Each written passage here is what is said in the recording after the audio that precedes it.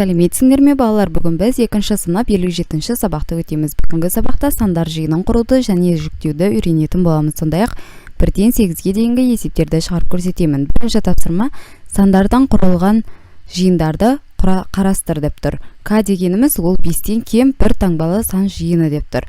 Демек, К жиыны тиісті және тиісті емес элементтерді ата. 5, 3, 7, 2, 0 ол бізде тиісті және тиісті емес осы таңбалар арқылы жазылады екен. Енді келесі Е жиынын тиісті 4 сан жаз деп тұр.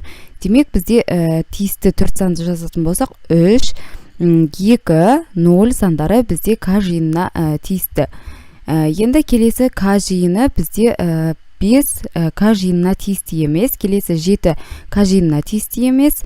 Енді келесі Е жиыны К жиынына Е жиынына тиісті 5 саны, келесі 3 саны Е жиынына тиісті, келесі 7 саны Е жиынына тиісті, 2 Е жиынына тиісті деп жазсақ болады. Енді мына жерде бізде Е жиыны бір таңбалы сандар жиыны. Келесі тапсырма С жиынының диаграммасына қара. С жиынына тиісті және тиісті емес сандарды атау, оларды жаз. Тиісті дегеніміз ол бізде мына жерде С жиыны деп тұр. Яғни осы дөңгелектің ішіндегі сандар бізде тиісті болып саналады. Яғни тиісті сандар 400, 200, 600 және 800 сандары.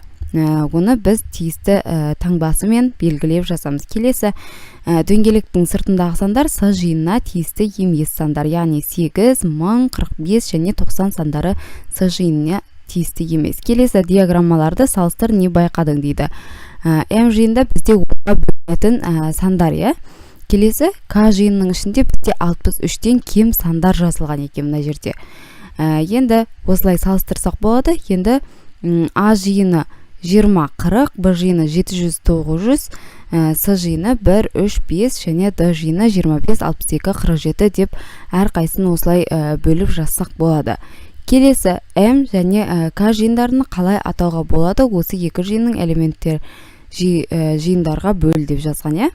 Яғни мына жерде барлығын бөліп жазып қойдық. Енді келесі тапсырма Т дегеніміз 13-тен кем 2 таңбалы сандар жиыны. Ал О дегеніміз 15-тен кем 2 таңбалы сандар жиыны. Енді демек 15-тен кем 2 таңбалылар, олар бізде 12, 11, 10 саны. 15-тен кем 14, 13, 12, 11, 10 сандары болады екен. 2 таңбалы сан деп тұр. 16 дегеніміз ол бізде Т жиынына тиісті емес, келесі 20 саны Т жиынына тиісті емес. 2 жиынға да тиісті элементтер. Енді біз мына жерде айтып тұрады, Т жиынына тиісті элементтерді жаз. Яғни Т жиынына тиісті элементтерді жаздық. Енді Т жиынына тиісті емес 2 элементті жаз. Тиісті емес 2 элемент, осы 2 элемент болады. Енді 2 жиынға да тиісті элементтер деп жазатын болсақ, бізде 12, 11, 10 сандары екеуіне де тиісті сандар болады. Келесі тапсырма жиын элементтерін атау ойына деп тұр. Гүлдер жиыны. Демек, гүлдер жиынына қызғалдақ тағы жалғастыруымыз керек.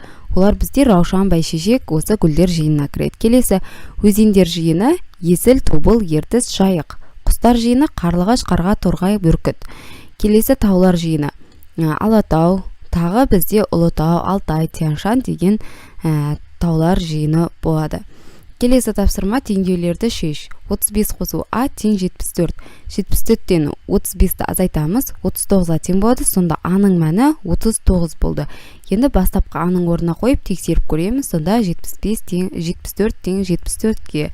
Келесінде X-тің мәні 45-ге тең болады. Келесі D-ның мәні 90-ға тең болады.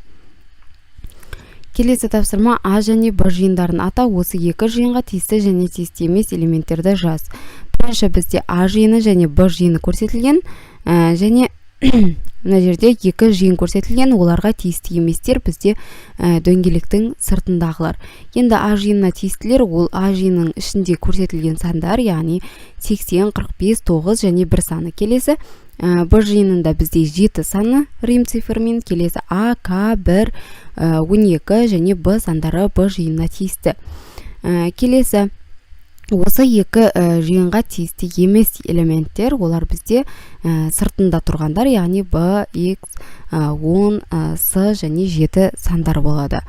Келесі b дегеніміз а жиынына тиісті емес, әрқайсысын осылай тиісті емес белгісімен, таңбасымен жазып шықсақ болады.